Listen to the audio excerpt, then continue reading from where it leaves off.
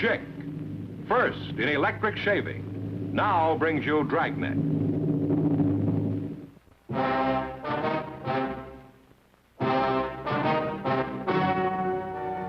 Ladies and gentlemen, the story you are about to see is true. The names have been changed to protect the innocent.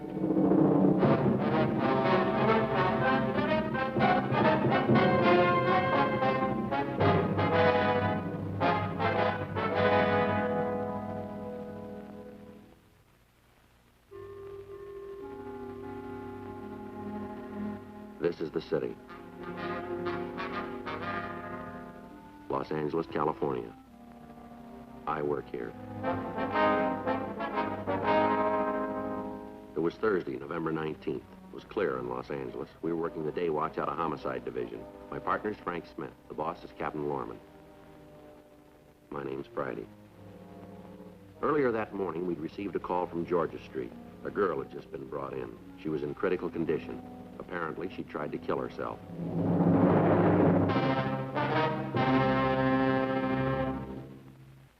This is how smooth your face can feel when you shave with a Schick 25 electric shaver. No matter how tough your beard, no matter how tender your skin, the Schick 25 can give you a close, comfortable shave on all parts of your face. And when you're finished, your face feels almost as smooth as the face of a little boy. Boy, oh boy, really smooth. And your Schick will give you that closer shave with fewer strokes. Why? Because Schick and only Schick has these comb-edged shaving heads that actually comb your whiskers up straight for closer shaving. And along with this closer shave, you get Schick's exclusive colors for men. Remember, your dealer will give you a $7.50 trade-in allowance on any old electric shaver, any standard make. Enjoy closer shaves. Get a new Schick 25 tomorrow.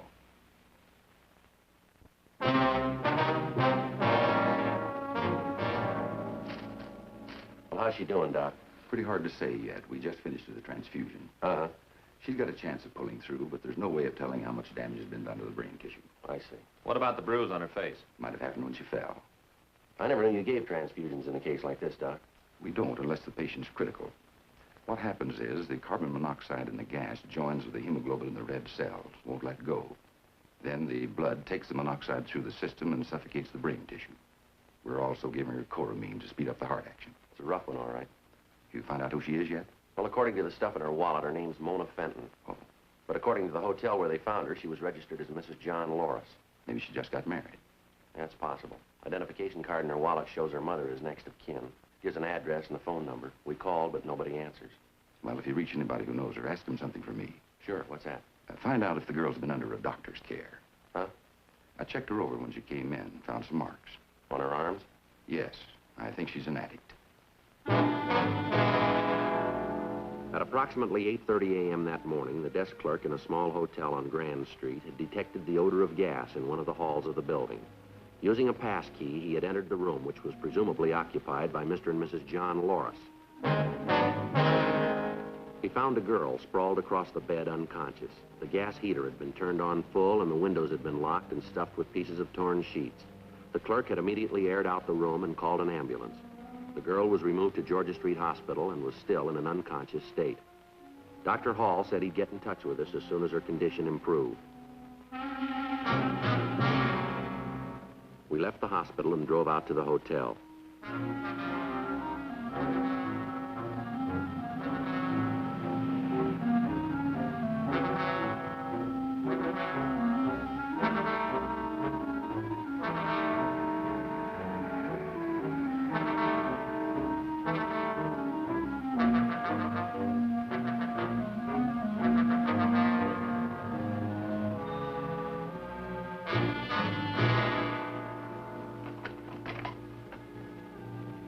Well, this is it. Uh-huh. Has anybody else been in here since the other officers left? No, sir. They told me to lock it up until the fellas from Homicide got here. That's you guys, isn't it? That's right. Now, everything is just the way you found it, is that right? Well, yeah, of course, the gas is turned off and I opened the windows, but everything else is the same. Over the phone, you said she moved in last night. Yes, sir. At least that's what the registration book says. They checked in at 10:15, her and her husband. You weren't on duty at the time, were you? No, I was out to dinner. Who checked him in? Jeff Christensen. Is he around? No, not right now, but he'll probably be back tonight. You know where we can find him now? Afraid not. You see, Jeff's sort of our handyman. He takes care of the building. Once in a while, when I got something to do, he handles the desk. This his day off? That's not supposed to be, but you see, he got paid last night. That means he's probably celebrating. Jeff starts celebrating, he's kind of hard to track down. Do you have his home address? Lives here. Hotel gives him a room. I see. Will he be back tonight? Yeah, he only worked a couple of days last week, so he ain't gonna be able to really tie one on. Uh-huh. You get a look at the man who came in with the girl? No, they were already in the room when I got back from dinner. I checked the book and got the money from Jeff before he shoved off. Man must have left sometime early this morning. Guess I was asleep. My room's just back of the desk. He must have got out while I was catnapping. Now, how about calls? Did they make any? Nope, not a one. Like I told those uniform officers that were here before, I didn't hear a peep out of them. Matter of fact, I was thinking how nice and quiet they were. But the way the room looks, they sure must have had some sort of argument. Yes, sir. Do you know if they brought any baggage in with them? Matter of fact, I know they didn't. That's the reason Jeff got the money for the room in advance. Always do. If they ain't got luggage, they gotta pay in advance. Sure looks like they did some heavy drinking, don't it? Uh-huh. That bottle's almost I'd rather empty. you wouldn't touch anything. Oh, sure. I'll call the lab. Right. Say, have you talked to the girl's family? No, sir, not yet. You're planning to see them, aren't you? Yes, we are. Wonder if you'd do me a favor. What's that? Well, I don't much mind the dirty glasses and having to clean the room up. That's part of the hotel business. But I wish you'd say something about the way she ripped up these sheets. Maybe if her folks know about it, they'll pay for them. You will mention it, won't you? Yes, sir. Now, who else has a pass key to this room? You mean besides me? That's right. Nobody. Well, where do you usually keep it? Hangs on a nail next to the desk. When you first came in here this morning, was there anything around the door to keep the gas from escaping? Let me think. As I remember, no. There wasn't nothing at the door, just those torn sheets around the windows. Uh-huh. Was the key in the lock? You mean inside the room? That's right. No. Reason I'm sure is I looked through the keyhole, tried to see what was going on. If the key'd have been there, I'd have noticed it. Uh-huh. Lab crew's on the way. Good. I talked to Doc Hall. How's the girl? About the same, still critical. He said they're going to move her to General. Oh. Sure hope she doesn't die. That's all we need. What's that?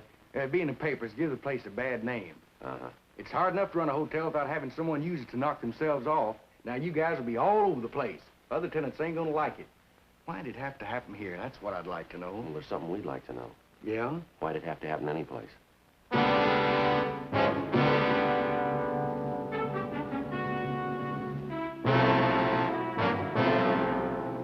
We talked to the occupants in adjacent rooms.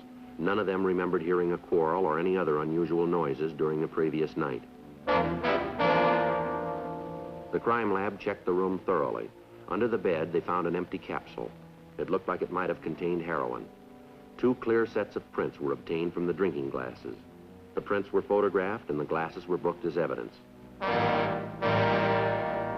The hotel registration card was given to Larry Sloan in handwriting. The names John Loris, Mona Loris, and Mona Fenton were checked through R&I. There was nothing on any of them.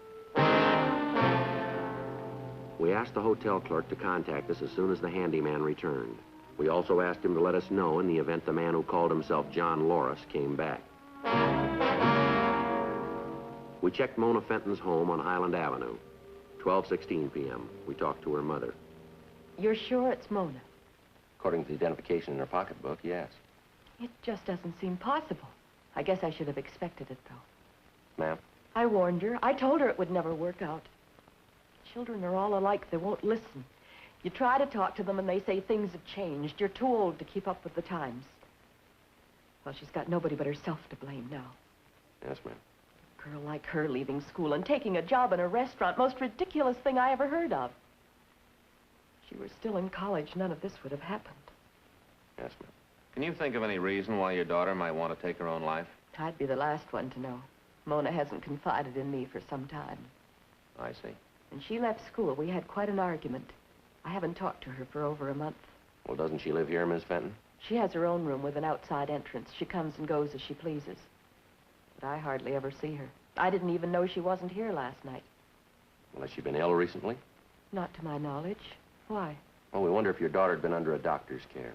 No, I don't think so. She's always been a healthy girl. Mm-hmm. Are you acquainted with Mona's friends, Miss Fenton? I used to meet them occasionally. Not lately, though. Was she engaged, would you know? No, I don't think so. There was one boy she went with more than any of the others. What's his name? Richard Burdick. Seemed to be a nice young fellow. He and Mona talked about being married, but they were going to wait until they finished school. Of course, when she left college, they broke up. They have a fight? Well, I wouldn't call it that. They agreed to disagree, you might say. It was Mona's idea. Richard was still in love with her. At least he said he was. Does your daughter have any other close friends?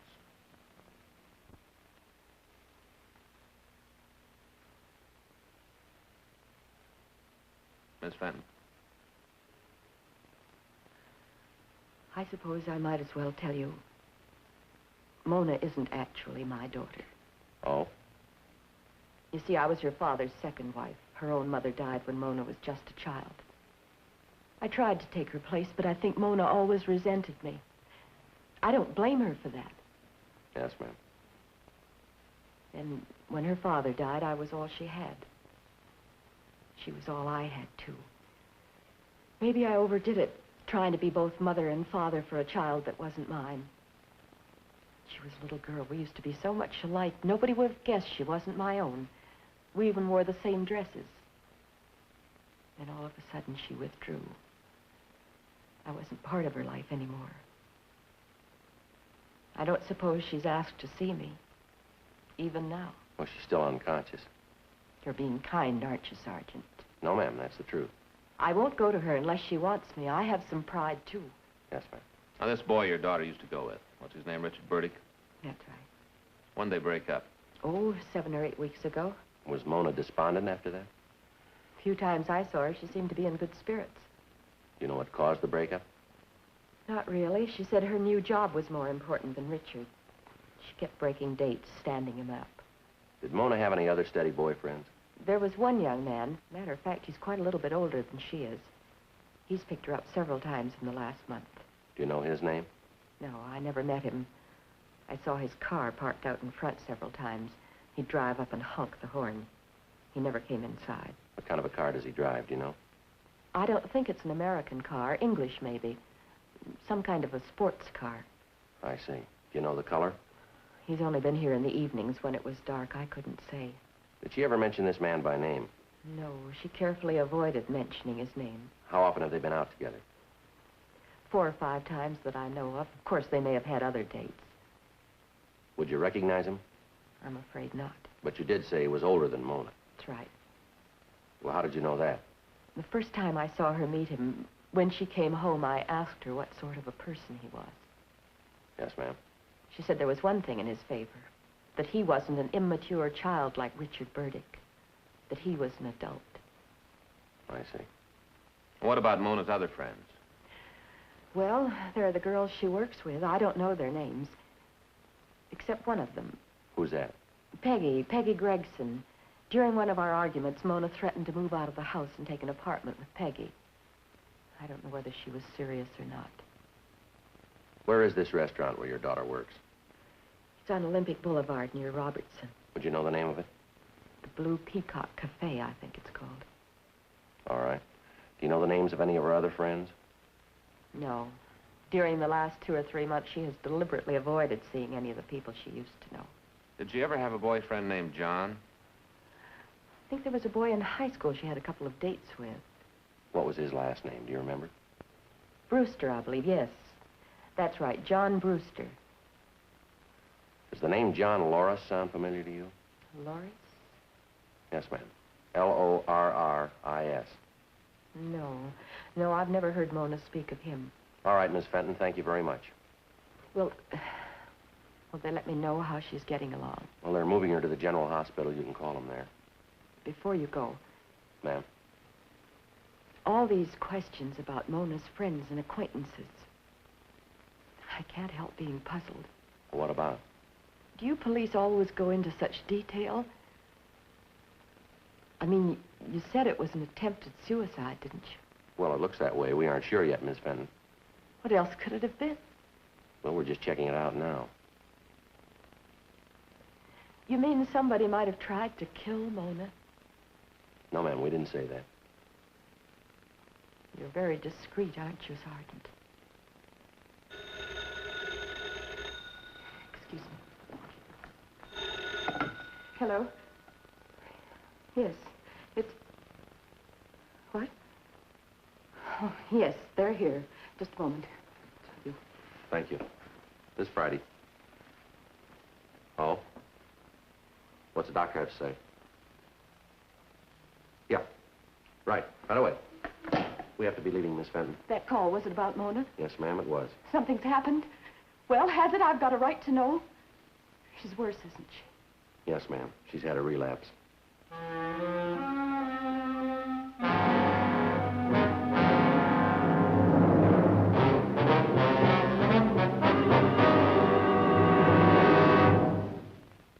I think I like the pearl white best. But the aquamarine is so lovely. And the rose quartz and the jade green. How can a woman make up her mind? All the Lady Schick shavers are just breathtakingly beautiful. But that's only part of Lady Schick's wonderful personality.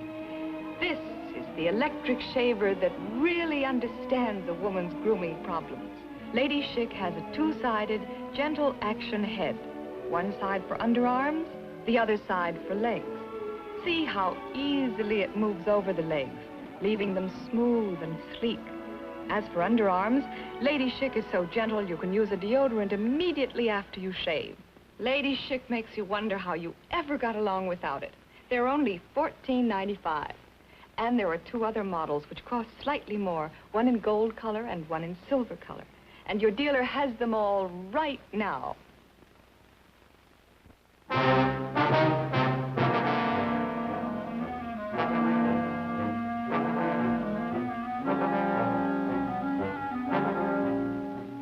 We drove over to the Blue Peacock Cafe on Olympic Boulevard.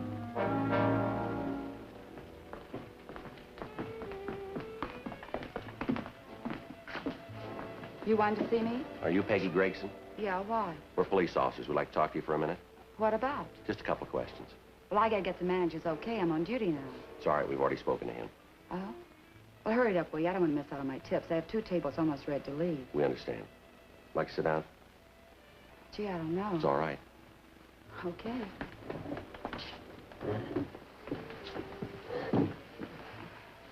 What's this all about? You know a girl named Mona Fenton? Sure, she works here. She a pretty good friend of yours? I guess so. Something happened to Mona? That's right, she didn't show up this morning. She been in an accident? Not exactly. Well, what is it? Miss Fenton's in the general hospital. Yeah? As far as we know, she attempted suicide. Mona? That's right. Why'd she do a thing like that? Well, we thought maybe you could help us find out. Well, I didn't have anything to do with it. You can't think of any reason she might try to take her own life. Not a reason in the world, not Mona. You sure it was suicide? Why do you ask? I was just thinking. Sometimes people try to make it look like a suicide, don't they? Well, what do you mean, Peggy? You know, when they kill somebody. I'll just bet that's what's happened to Mona. Why do you say that? Oh, it's just a hunch. Did she have any enemies? Anybody who might want to kill her? I wouldn't want to say. Well, why not? Mona was your friend. I just wouldn't want to get somebody else in trouble. She's in plenty of it already. He won't find out, will he, that I talked to you? Who? Dick Burdick. If anybody tried to hurt Mona, it was him. Why do you say that? Because it's true. I don't think he's all there. Huh? You know, in the head. He's been coming around here for the last month threatening her. Are you sure he threatened her? Yeah, I heard him half a dozen times. Mona kept telling him to get out, that she didn't want any part of him, to leave her alone. He just kept coming back, making more of a nuisance of himself. When a girl's through with a guy, I don't know why he won't shove off. Was Mona through with Bertie? Sure. She had somebody else on the string. Who was that, do you know? Terry. What's his last name? Gee, I don't know, but he's a real smooth operator. Not like Burdick. Drives a Jag. Has plenty of dough. Can't blame Mona for giving Dick the gate when there's a guy like Terry around. Where does this Terry live, do you know? Mona never said. I guess she was saving him for herself. What's he do for a living? I don't know. But whatever it is, he must be pretty good at it, the way he throws his money around. Did Mona ever mention a man named John Loris? The name doesn't sound familiar. When was the last time you saw Mona? Yesterday. No, it was the day before. Yesterday was her day off. She seemed to be in good spirits. Best. Had a date with Terry that night. Did he pick her up here? Yeah, about 9 o'clock. Parked outside, gave a honk. She was just starting to leave when Burdick came in. What happened? He made another scene. Told her she had to stop seeing Terry. Yeah. Told her if he ever saw them together again, he'd kill her.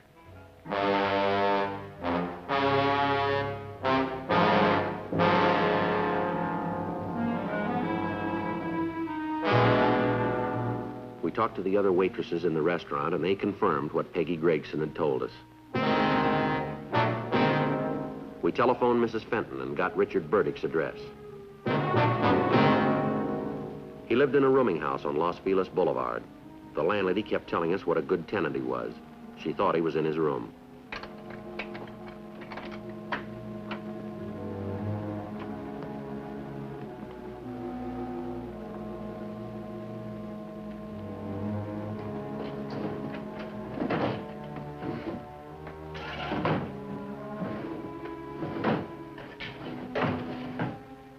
Place is clean.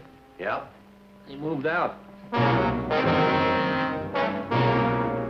Burdick's landlady insisted that she had no idea when or why he had moved out. His rent was paid up to the end of the month, and he had given her no indication that he was leaving. She gave us Burdick's description and the name and telephone number of his employers. We put in a call, and they told us that he had failed to report for work that morning. As far as they knew, he had not quit his job.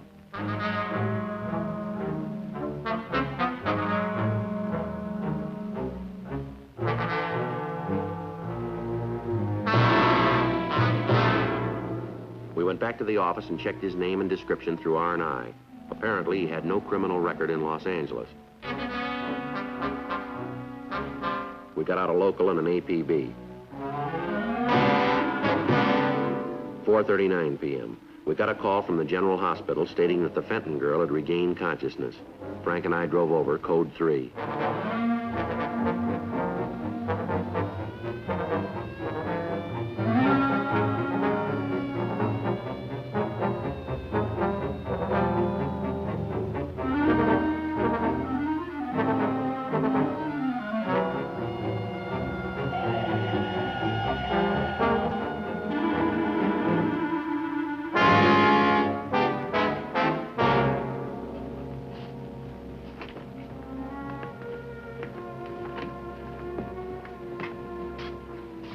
Miss Fenton? Who are you? We're police officers. We'd like to talk to you. Sick, can't you see that? I don't want to talk to anybody. The doctor said it'd be all right. He doesn't know how sick I am. Maybe he does. Wish they hadn't found me, that's all. I'd be better off, and so would everybody else. You tried to kill yourself, is that right? What'd you think I was doing? Who were you with last night? Nobody. Come on, Miss Fenton. He wasn't with me. Took the room together, but he walked out. Left me flat. What's his name? Terry Hamilton. We were going to get married yesterday, that's what he promised. And it was too late to buy a license. That was his reason this time. And I knew it last night. I knew it was just an excuse. So we had a fight. I told him to get out. He hit me. Go on. That's all that happened. He slugged me and left. So I decided, well, you know what I decided. Is that the whole story, Miss Fenton? Sure. Guess I'm not the first girl who got jilted and tried to kill herself. You're leaving something out, aren't you? Like what? You're a user. I don't know what you mean. I think you do. When'd you start taking him? When I met Terry. That was his idea, too. Guess that's really all he wanted, just to get me hooked. First, it wasn't so bad. I thought I loved him. Then when I had to have a fix, and that's the only thing I could think about, he told me I'd have to pay for it. It was just a business proposition as far as he was concerned. Uh-huh. If I got a little money, he'd really turn on the romance. When I was broke, he turned off the H. I lied to him yesterday, said I had dough. Thought I could get him to marry me before he found out different. He found out, though. All right, Miss Fenton, just a couple more questions. Okay. What are they? Do you know Hamilton's address? Sure. When you get out of the hospital, would you be willing to contact him? Make a buy? You just tell me when. All right. You better get some rest now. Yeah, I guess so. I'm still pretty tired. Say, do me a favor, would you? What's that? Well, there's a boy I used to go with. His name's Richard Burdick. Would you get in touch with him, tell him what happened, ask him to come and see me? We've been trying to find Burdick. Looks like he left town. Now, that's my fault, too. What do you mean? I telephoned him yesterday and told him I was going to get married. He was upset and tried to talk me out of it. I wouldn't listen. He said I was the only reason he stayed in Los Angeles. Maybe we'll hear from him. I was wrong about everything, wasn't I? What I tried to do last night, Dick, my mom, everything. Kind of looks like you were. Funny, isn't it? I've always thought of her as my stepmother. Oh? It's the first time I've ever called her Mom.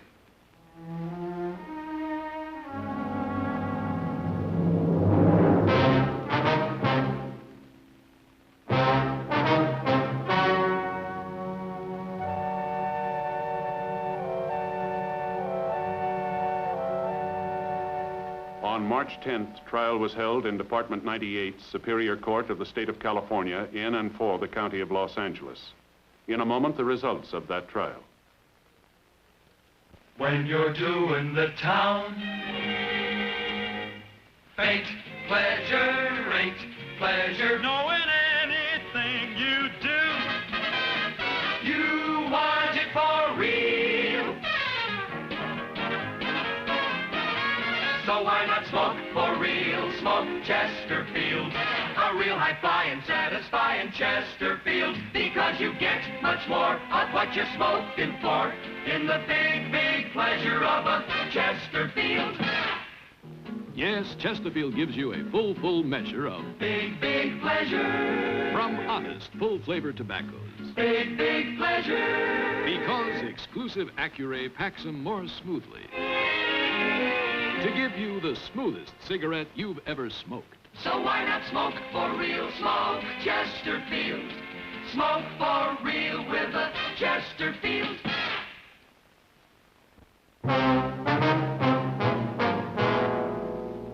The suspect was tried and convicted of the unlawful use of narcotics, a misdemeanor. The unlawful use of narcotics is punishable by a term of not less than 90 days, nor more than 1 year in the county jail. The court may grant probation for a period not to exceed 5 years, provided the suspect be confined in the county jail for at least 90 days.